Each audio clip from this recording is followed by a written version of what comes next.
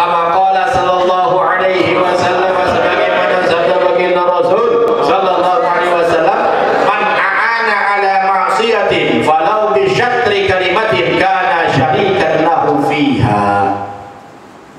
Barang siapa a'ana yang menolong ala ma'siyatin, kepada kemaksiatan, dia nolongin kemaksiatan walau bi syatri kalimatin, sekalipun dengan separuh kalimat. Nolongin kemaksiatan sekalipun separuh kalimat. Ada maling kabur, ditanya sama orang, bang lihat maling nggak? Ya, lalu kemudian kita bilang nggak tahu. Padahal kita tahu itu maling. Jadi kita belain maling namanya nih. Itu kan syatri kalimat, separuh kalimat. Atau kita nggak ngomong, kita goreng doang. Karena syarikan lahu fiha, adalah dia itu sekutu lahu, bagi itu si pemaku pemaksiat, bagi itu si man fiha, pada kemaksiatannya. Pada kemaksiatan. Jadi dia itu termasuk orang yang melakukan kemaksiatan kalau seandainya dia nulungin orang untuk berbuat maksiat. Termasuk murid-murid yang nuntut ilmu, yang buat ngaji itu buat berbangga-bangga diri, biar dibilang hebat, biar dibilang ulama, biar dibilang orang-orang hormat sama dia, atau buat ngumpulin harta biar duitnya banyak, dia ngaji. Gue ngaji yang banyak, biar apa? Ntar kalau udah gede gue pengen jadi penceramah. Kalau penceramah sekali panggilan 3 juta.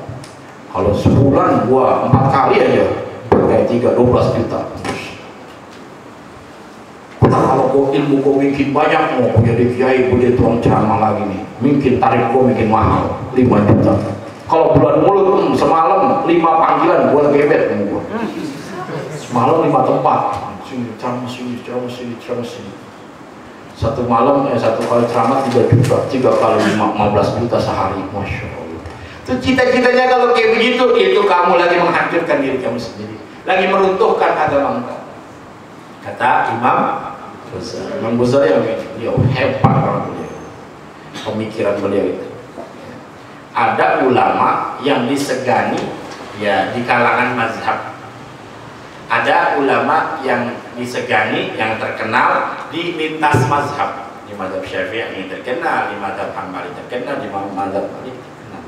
Ada ulama yang terkenal ya bukan hanya di kalangan Islam, tapi di lintas agama.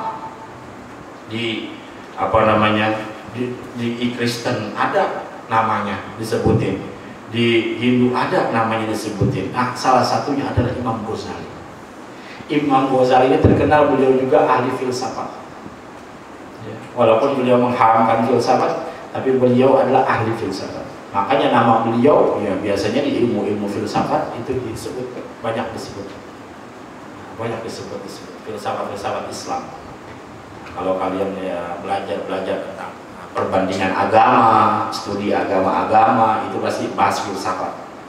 Maka pasti ada yang nama Imam Ghazali kalau di dalam bahas filsafat Islam. Karena beliau salah satu tokoh filsafat Islam. Lintas agama, saking mulianya beliau. Ya bahkan beliau itu sudah sebetulnya dinobatkan sebagai mujtahid mutlak. Beliau itu boleh bikin mazhab. Kalau orang kalau udah tingkatannya udah tingkat mujtahid mutlak, kemampuannya itu bisa dia bikin mazhab baru.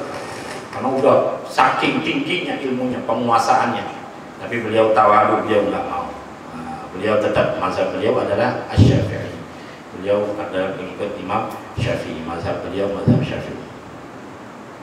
Ini cerdasnya beliau. Kata beliau begitu tuh. Kalau ente nyari ilmu gara-gara pengen begini salahnya bahasa kita, gurunya kena juga. Karena gurunya udah bantuin dia di dalam salahnya tuh.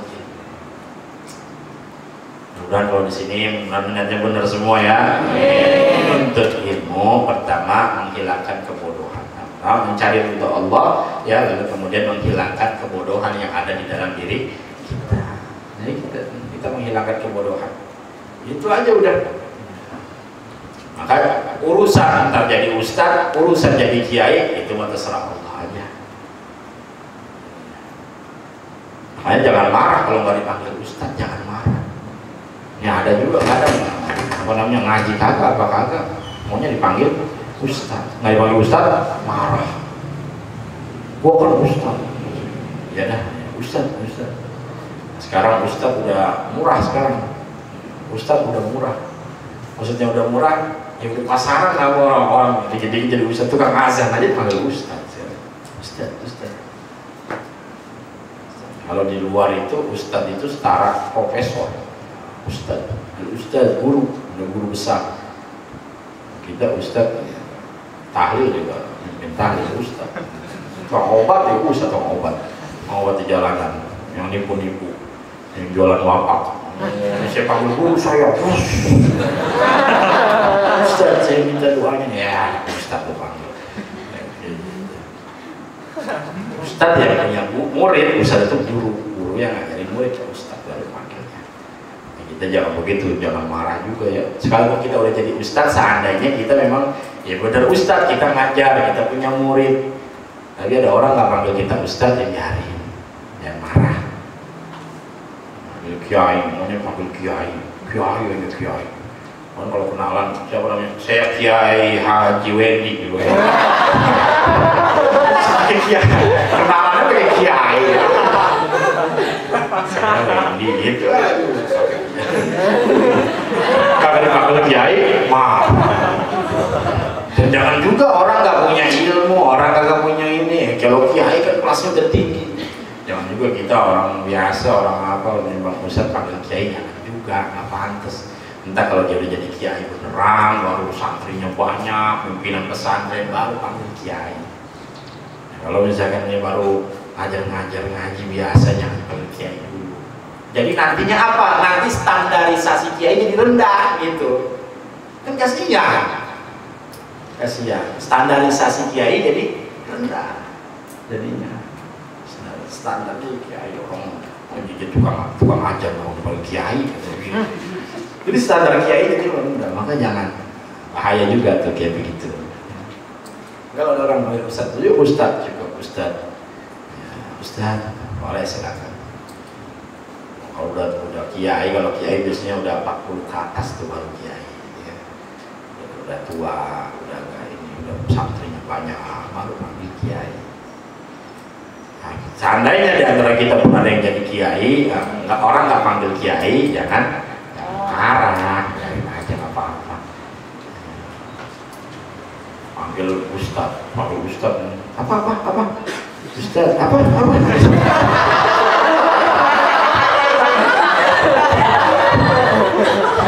Coba ulangi lagi. Ustadz, saya kiai ya.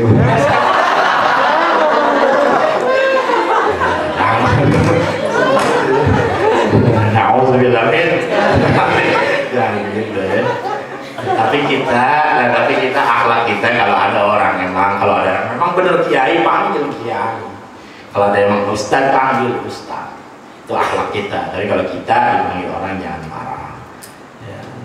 Kita nuntut ilmu ya, orang kan yang nilai orang semuanya. Orang juga tahu mana yang ilmunya ada bener, mana yang kagak ada. Jangan-jangan ntar dipanggil kiai ilmunya kagak ada ya.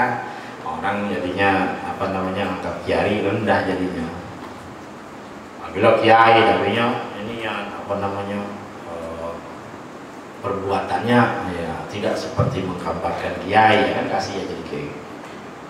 Mau kiai kerjaannya masih main gaple aja ya kan. Kasihan kiai yang lain jadinya. Oh cucu kiai main gaple lah. Sama suruh lo kerja kiai. Itu bukan kiai. Kiai makanya, jadi kan kiai yang lain kena jadinya. Gitu ya. Kita untuk ilmu benerin niatnya.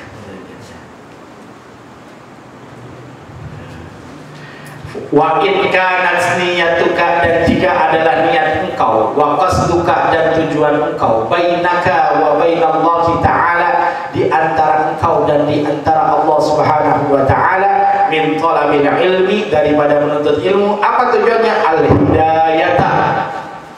Kamu tujuannya mencari hidayah, mencari petunjuk, duna mujarradir riwayah, bukan untuk mujarradir riwayah, menetapkan riwayat. Maksudnya menetapkan riwayat itu biar kita terkenal gitu ya. Kalau kamu tujuannya pengen dapetin hidayah, pengen dapetin petunjuk Allah, biar kamu nggak bodoh, biar kamu bisa menghilangkan kebodohan kamu, fa'abshir, kata beliau, maka ya bergembiralah engkau. maka bergembiralah engkau. Kenapa? Fa innal malaikata, maka sesungguhnya para malaikat tabsutu laka ajnihataha tabsutu apa itu namanya? Membentang. Maka sesungguhnya malaikat membentangkan laka untuk engkau ajnihataha, sayap-sayapnya, idza masyaita, kalau kamu jalan. Jadi kalau kita niatnya pengen menghilangkan kebodohan di dalam diri kita pengen dapat hidayah Allah, tuh kalau kita jalan dari rumah itu kita jalan di sayap malaikat. Alhamdulillah, digelarin sama malaikat sayapnya buat kita jalan. Wahitanal bahri, maksudnya ke malaikat. Wahitanal bahri, dan ikan-ikan yang ada di lautan, tastaghfiru laka iza sa'aita, dan ikan-ikan yang di lautan tastaghfiru laka, memintakan ampun laka untuk engkau, iza sa'aita, apabila engkau berjalan menuntut ilmu. Masya Allah. Jadi kalau kita benar niatnya, kita jalan tuh dari rumah ke majelis taklim, itu ikan-ikan yang ada di lautan semuanya mintain ampun buat kita. Masya Allah. Alhamdulillah, rontok dosa kita, makanya orang dari majelis taklim bersih dosanya. Kenapa? Ya orang ikan mintain ampun, berapa banyak ikan di laut. Bumi ini ya mayoritasnya aja adalah air daripada darat, lebih banyak airnya, lebih banyak perairannya daripada daratannya. Apalagi ikannya, penduduk laut atau penduduk bumi, banyak penduduk laut pasti. Ikan, benar-benar kecil sampai yang gede, semuanya mintain ampun. Masya Allah. Teri aja berapa teri? Semangat aja kita nggak bisa hitung. Teri semangat kita nggak bisa hitung jumlahnya. Itu cuma mintain ampun. Masya Allah. Ya orang petak nelayan tuh kalau lagi nyari ikan, coba lihatin sekapal, 2 kapal isinya ikan semua, berapa ribu, berapa juta ikan itu pernah ditangkap, setiap hari ditangkap, tapi kalau pernah habis, ada lagi besok. Ini menandakan bahwa ya penduduk air lebih banyak daripada penduduk darat. Manusia sama ikan, banyakan ikan, insya Allah banyakan ikan ya. Banyakan ikan sekali bertelur, berapa telurnya?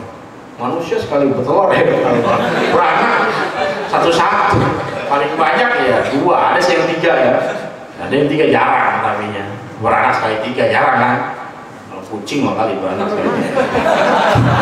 Orang kayak jarang ya, ada sih ya, yang 4 ada nggak, ada yang 5 juga ada beranak, cuman itu sangat jarang. Umumnya ya orang beranak satu, tapi kalau ikan, kalau bertelur sekali netes, Masya Allah, banyak banget. Itu ikan-ikan yang ada di laut mintain ampun buat kita kalau kita ngaji. Masya Allah. Yang penting niatnya benar, niatnya buat nyari hidayah, niatnya buat nyari petunjuk, ngilangin kebodohan. Maka beruntunglah kalian orang-orang yang duduk di majelis taklim, niat dari rumah ke majelis untuk mencari hidayah Allah, untuk menghilangkan kebodohan. Insya Allah dosa kalian rontok semuanya. Amin ya rabbal alamin. Walakin wallahu a'lam bissawab. Kita bacakan suratul Fatihah dan niatkan buat majlis kita ya, mudah-mudahan Allah lancarkan semuanya.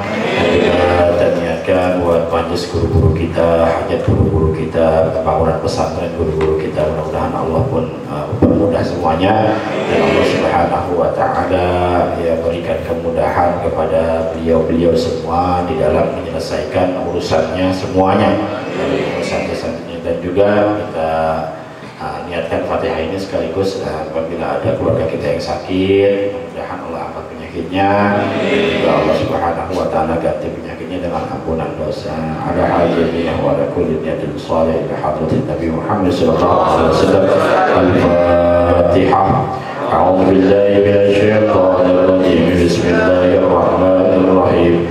Alhamdulillahi rabbil alamin arrahmanir rahim maliki yaumiddin إياك نعبد وإياك نستعين اهدنا الصراط المستقيم صراط الذين أنعمت عليهم غير المغضوب عليهم ولا الضالين آمين. بسم الله الرحمن الرحيم. رب انفعنا بما علمتنا رب علمنا الذي ينفعنا رب فقهنا وفقه أهلنا وقرات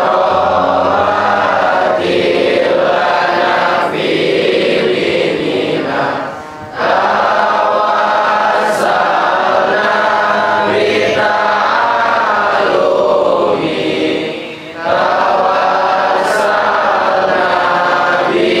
بتعليم